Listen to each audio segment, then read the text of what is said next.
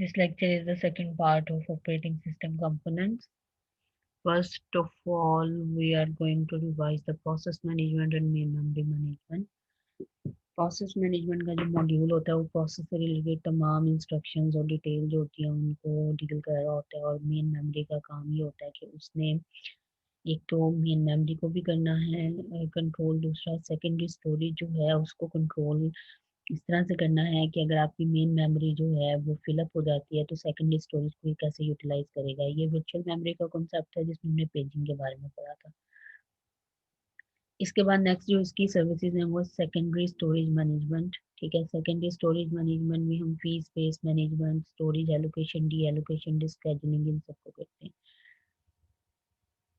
Input output system के अंदर जो होता है वो हम लोग ऑपरेशन जो होते हैं सिस्टम के, जो इनपुट आउटपुट यूनिट से रिलेटेड होते हैं, लाइक जैसे बफर कैशिंग सिस्टम या डिवाइस ड्राइवर इंटरफेस या driver of specific hard devices, इन सबको देखते हैं। फाइल मैनेजमेंट में फाइल से रिलेटेड, डायरेक्टरी से रिलेटेड क्रिएट करना, डिलीट करना, अपडेट करना। प्रॉपर्टीज में आप जितने एक्शन देखते हैं, बैकअप लेना, प्रोटेक्ट करना, ये तमाम चीज़ें इसकी जिम्मेदारी होती है। फिर उसके बाद प्रोटेक्शन सिस्टम है।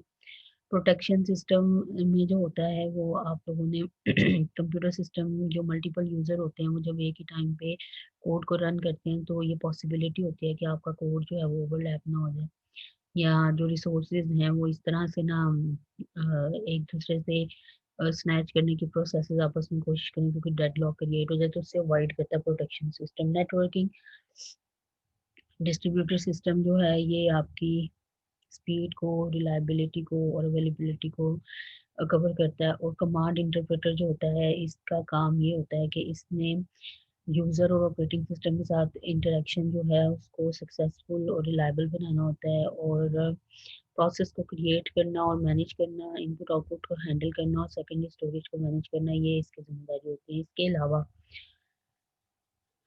आपके पास जो है इसकी जिम्मेदारी में वो command card interpreter, command line interpreter, shell वगैरह, ये चीज़ें जो हैं ये कवर करता है ये एरिया। उसके बाद कर्नल है। कर्नल जो होता है ये एक इंटरफेस है between computer hardware and operating system. तो आपका जो कंप्यूटर हार्डवेयर है अगर वो कोई भी जो होता है इंस्ट्रक्शन पास करता है आपके प्रोसेसर को, तो वो डायरेक्टली आपका जो हार्डवेयर है उसको एक्सेस नहीं कर सकता। तो उसके लिए जो है ना वो बीच में एक लेयर रखी जाती है जिसको कर्नल बोलते हैं। कर्नल के साथ एक डिस्पैचर होता है जो एलोकेट करता है सेंट्रल प्रोसेसर को कि आपका जो प्रोसेसिंग के दरमियान इंटरप्ट आया है, ठीक है, उसकी वजह क्या है और उसे हैंडल कैसे किया जाएगा। तो कर्नल एक पूरा कोर होता है ऑपरेटिंग सिस्टम का, और ये मैकेनिज्म प्रोवाइड करता है कि आप प्रोसेस को डिलीट कर सकें, क्रिएट कर सकें, कि सीपीयू को स्केड्यूल करने, मेमोरी मैनेजमेंट करने में ये हेल्प आउट कर रहा होता है। और it provides synchronization tools so that process can synchronize their actions. It provides communication tools so that process can communicate with each other, or it provides communication tool to different processes to synchronize their actions. तो ये तमाम responsibilities की होती है colonel की। Colonel actually help out आपको इस चीज़ में कर रहा होता है कि आपका जो कोई भी इंस्ट्रक्शन है वो डायरेक्टली आपके हार्डवेयर को इफेक्ट ना करे, बल्कि वो एक सिस्टमेटिक मैकेनिज्म में से हो के उसको वो रिसोर्स जो है वो एलोकेट किया जाए जो उसकी रिक्वायरमेंट है इनपुट आउटपुट को कंप्लीट करने के लिए। अच्छा, इसके बाद नेक्स्ट जब हम आगे जाते हैं हमारे पास सिस्टम कॉल्स हैं। ठीक है, सिस्टम कॉल्स एक इंटरफेस होता है between a user program and the operating system. The system call exposes the services offered by the operating system.